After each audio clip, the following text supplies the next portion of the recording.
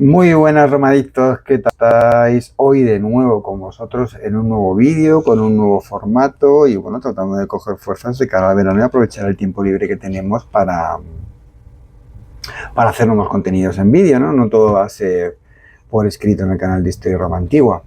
Así que nada, hoy vamos a hablaros de bárbaros imperiales y vamos a poner nombre y apellidos a algunos de ellos, ¿vale? Bienvenidos de nuevo a Historia Roma Antigua. Para los que no lo sepáis, soy Federico Romero Díaz, la persona que está detrás, y hoy vamos a sumergirnos en un tema que a mí personalmente me apasiona, como os he dicho, que es el núcleo de mi libro En defensa de Roma.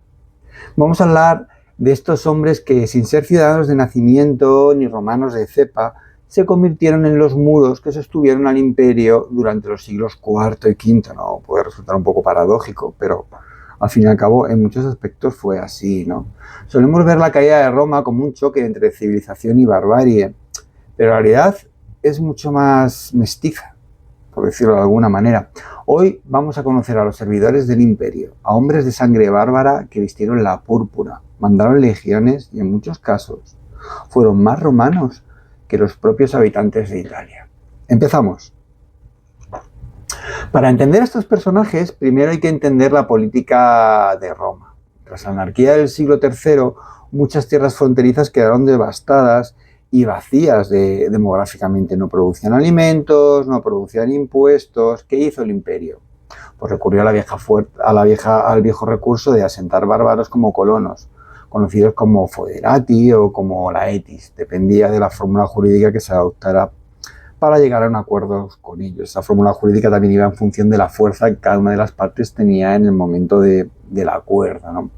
Estos colonos, en esencia, recibían tierras a cambio de defenderlas y de proporcionar reclutas al ejército. Se creó así un espacio intermedio donde las identidades se borraban. Hubo un tiempo en que los ciudadanos romanos evitaban el servicio militar, incluso llegaron a cortarse los pulgares para no ser aptos y ser declarados no aptos, ¿no? Para el servicio. Mientras tanto, para un bárbaro libre, las legiones eran un billete a la prosperidad porque tenías techo, tenías comida y la posibilidad de hacer una carrera profesional, ya que ellos provenían de un mundo que era bastante más pobre, ¿no?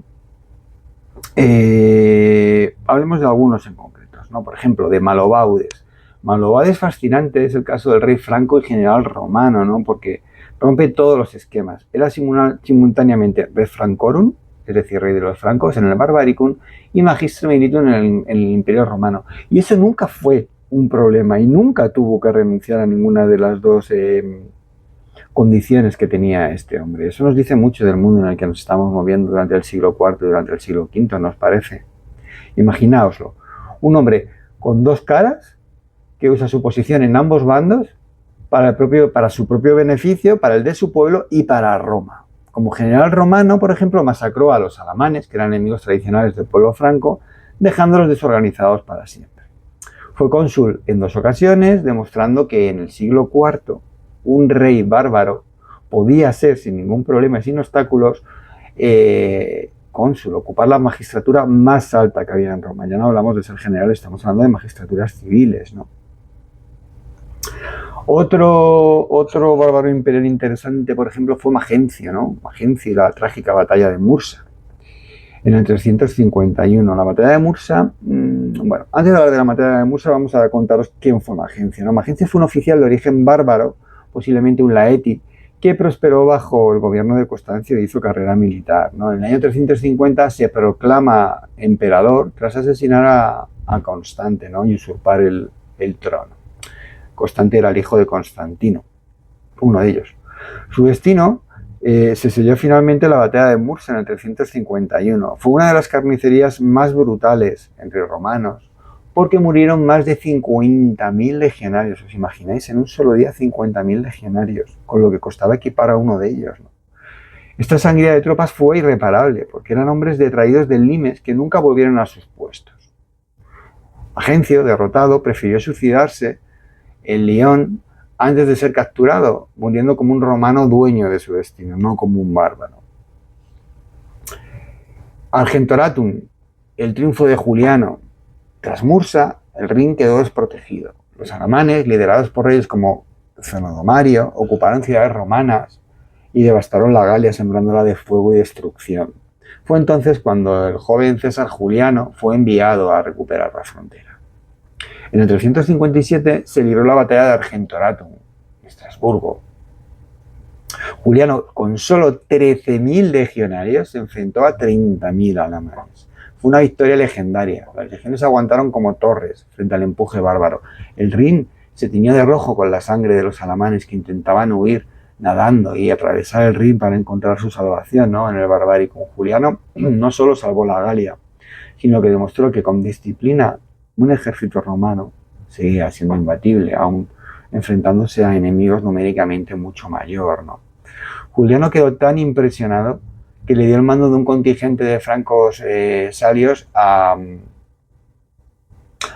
uno de estos francos, a uno de estos varones imperiales llamado Charieto, que para mí es uno de los personajes favoritos, ¿no? Porque era un antiguo partidario de Magnencio que se había jubilado tras la derrota del líder al que siguió, ¿no? Y entonces veía con desazón cómo las tierras que él habitaba como colono pues eran devastadas por incursiones de alamanes nocturnas. Entonces se dedicó era un auténtico empresario porque se dedicó a atacar a los atacantes, a saquear a los saqueadores por la noche. Y al principio iba él solo, pero dado el éxito que fue recaudando y las riquezas que fue acumulando, se le empezaron a unir antiguos compañeros suyos. Esto llegó a oídos de Juliano y, como he dicho, pues decidió otorgarle un contingente de francos para profesionalizar, ¿no?, y tener bajo su control estas cacerías nocturnas de este auténtico empresario, ¿no?, que fue Charito.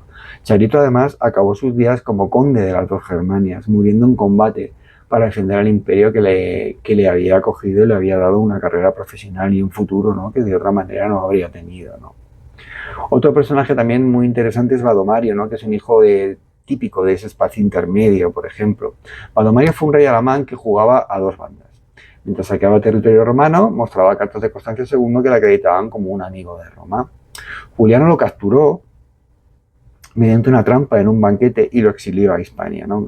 Badomario había cometido un error y era que en la lucha de poder entre Juliano y su primo Constancio apostó a caballo perdedor, que fue Constancio. Y bueno, pues cuando entre las luchas de los grandes te equivocas de a quién seguir, pues al final acabas pagándolo, ¿no? Badomario lo pagó con un exilio en Hispania. No lo mataron, no lo asesinaron, era demasiado valioso. Y lo más curioso es que tras la muerte de Juliano, que murió en el 63 en aquella desastrosa campaña contra los persas, Badomario fue rehabilitado y terminó su carrera como Magister Militum en Oriente, luchando contra los persas en Armenia con un gran éxito. Sus hijos también se dividieron. Uno fue asesinado por oponerse a Roma, mientras que el otro sirvió como un tribuno romano en la Galia, ¿no? En una metáfora muy clara del destino de estos bárbaros al servicio del Imperio Romano, ¿no? Unos servían a Roma, otros se oponían a ella, ¿no? Macriano también es un ejemplo muy curioso, ¿no? Porque pasó de ser enemigo a fiel aliado, ¿no?, de Roma, ¿no? Fue otro rey alamán que se resistió a Roma durante casi una década. Valentiniano I intentó capturarlo inútilmente, incluso aliándose con los burgundios para devastar las tierras, ¿no?, de Macriano, pero Macriano era una roca, fue inquebrantable, sinceramente no pudieron hacerse con él. Finalmente, en un gesto de pragmatismo, el emperador firmó la paz con el Rin, lo convirtió en un fiel colaborador y este hombre mantuvo su lealtad como aliado de Roma hasta que murió en una emboscada tendida, adivinad por quién. Malobaudez, ¿os acordáis del rey franco del que hemos hablado antes? Demostrando que a veces los mayores enemigos de un bárbaro no eran los romanos, sino otros bárbaros al servicio de Roma. Hay un ejemplo también que me llama mucho la atención, ¿no?, y que os comento muy por encima, que es el tribuno Silvano, ¿no?, la segunda generación. Silvano era hijo de un general franco que sirvió a Constantino. Fue un oficial brillante que desertó el bando de Magnencio en plena batalla de Mursa para unirse a la legitimidad dinástica de Constantino, ¿no?, y a la casa de Constantino, a la que siempre había sido fiel su familia. Como Magister Peritum, pacificó el Rin, pero fue víctima de las intrigas de la corte de Milán. Unos cortesanos falsificaron cartas para acusarle de traición y, desesperado y viéndose perdido, se proclamó emperador en Colonia en el 355. Su aventura duró apenas 28 días. Fue asesinado por los soldados sobornados mientras se refugiaba en una iglesia. Esto es una tragedia que demuestra que la corte en estos tiempos, sobre todo en los tiempos de Constancio II, era más peligrosa que el propio campo de batalla, ¿no? Otro ejemplo también que me gusta mucho es el de Ursicino, perdón, que tienen los nombres que se las traen, ¿no? Fue uno de los generales más leales de Constancio II, estuvo en todas las partes prácticamente, ¿no? En la frontera persa, vigilando al César Galo en Antioquía, sofocando la revuelta de Silvano, en fin. Su momento más dramático fue en el sitio de Amidia, en el 359, ¿no? Donde los persas atacaron con 100.000 hombres la ciudad. Ursicino no supo socorrer la ciudad a tiempo por culpa de las rivalidades con otros generales. Esto es un problema muy constante, ¿no? A lo largo de la historia. A veces las rivalidades internas son más importantes que todo lo demás y acaban generando un problema muy serio, porque para un emperador es más importante sofocar la rebelión interna que el enemigo externo, y al final acaban pagándolo ciudades, los súbditos de este emperador, como en este caso la ciudad de Amidia, ¿no? Amida, que quedó totalmente destruida en manos persas, ¿no? Así que Ursicino, aunque fue un militar impecable, fue destituido por estas intrigas palaciegas, por estar más atento a que no le tendieran una conspiración, que a atender a la ciudad a la que tiene que haber rescatado de los persas, retirándose a su vida a Antioquía como un jubilado más. Eso sí. Nargalaifu y Nevita, los electores imperiales. Estos son dos personajes que me resultan muy atractivos, porque cuando Juliano muere en Persia, el destino del imperio queda en manos de una comisión de 4 generales. 2 de ellos eran bárbaros, Nargalaifu y Nevita. Estos generales representaban al ejército de la Galia, y a pesar de las presiones supieron mantener unidad y elegir a Joviano. Nargalaifu fue tan influyente que incluso se atrevió a decirle a Valentiniano I a la cara que si amas a tus parientes tienes a tu hermano, pero si amas al Estado busca a otro gobernar, en referencia a que no nombrara como coemperador de Oriente a Valente, que al fin y al cabo era un hombre que no había demostrado tener una experiencia militar, ¿no? Hasta ese momento.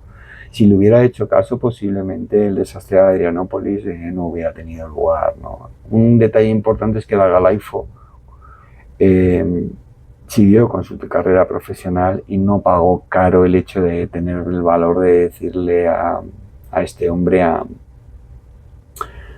Valentiniano I, que no era famoso por su paciencia, lo que pensaba sobre su hermano, ¿no?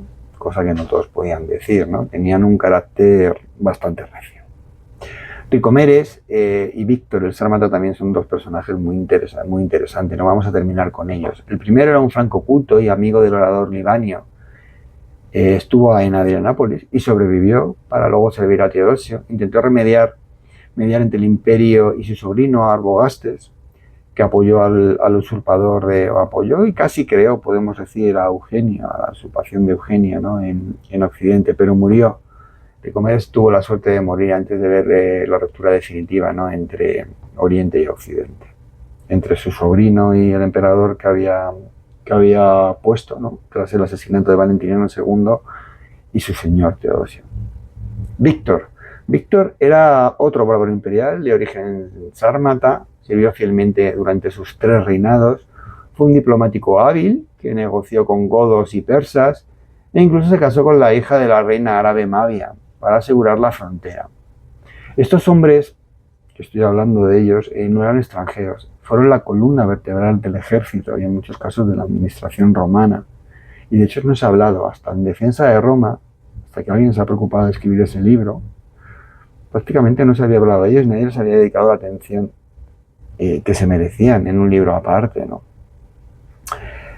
Romaictos. La historia de estos hombres nos enseña que el imperio no cayó por los bárbaros, sino que sobrevivió en muchos casos gracias a que ellos dieron sus vidas por servirlos. Fueron sus defensores, fueron sus generales, fueron sus cónsules, fueron sus jueces, sus embajadores.